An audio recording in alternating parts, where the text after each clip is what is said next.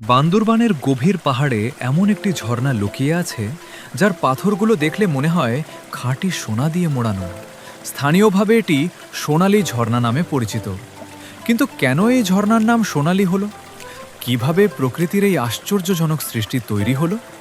আজকের ভিডিওতে আমরা সেটাই জানব।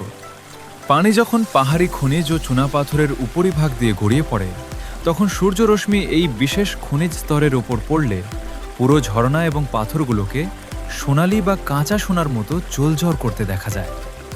এই দৃষ্টিনন্দন বৈশিষ্ট্যের কারণেই স্থানীয় এবং পর্যটকরা এর নাম দিয়েছেন সোনালী ঝর্ণা।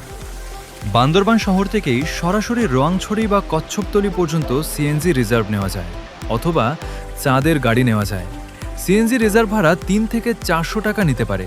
সেটা আপনারা দামাদামি করে নিতে পারবেন।